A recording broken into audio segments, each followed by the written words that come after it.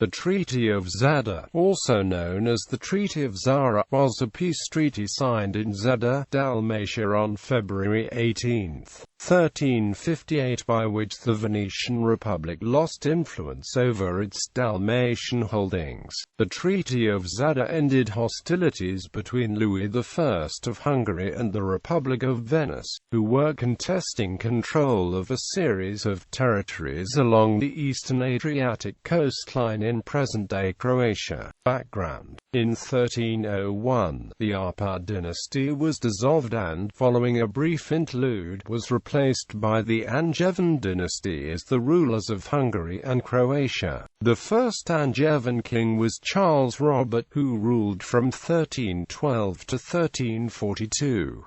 He was supported by the most powerful Croatian nobleman Pavel Subic, Prince of Bribia and Ban of Croatia, ruler of the coastal cities of Split, Trogir, and Srbenik. Pavel became the Ban of Croatia, conferring on him many of the powers of a monarch, including minting coinage, conferring charters on cities and levying annual taxes on them. Pavel's actions led to a revolt among the Croatian nobility, who successfully reached out to King Charles to help them remove Pavel. In exchange for his aid, however, the Croatian nobility was forced to declare their direct allegiance to the Hungarian monarchy, setting the stage for Hungarian attempts to expel the Venetian Empire from the Croatian coastline. While the other cities in the Dalmatian region were suffering from tug-of-war between the Venetians and the Hungarians and Croatians, Dubrovnik,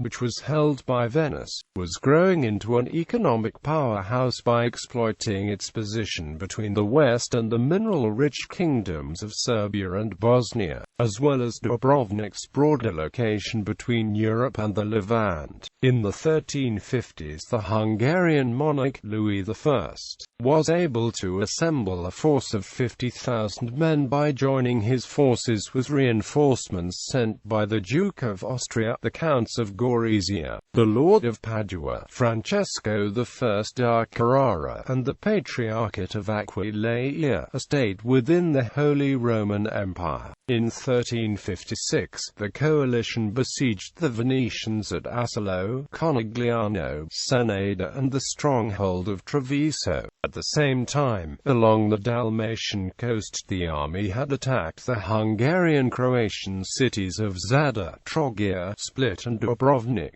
Although Trogir, Split, and the other smaller towns surrendered fairly quickly, Zadar offered significant resistance to the Hungarian-led coalition, broken by a series of military reversals suffered in their own territory. The Venetians resigned themselves to the unfavorable conditions stipulated in the Treaty of Zadar, which was signed in the eponymous city on February 18, 1358. Consequences: the treaty was signed in the cloister of monastery of St. Francis and based on the terms of the agreement, the Dubrovnik region and Zadar came under the rule of the King of Hungary. It marked the rise of the Republic of Ragusa as an independent and successful state. The same cannot be said for Zadar, since it was later sold back to Venice by Ladislaus of Naples. As a result of the peace treaty, Venice had to give all its possessions in Dalmatia to Hungary, from the Gavana to the Bay of Kota, but could keep the Istrian coast and the Treviso region.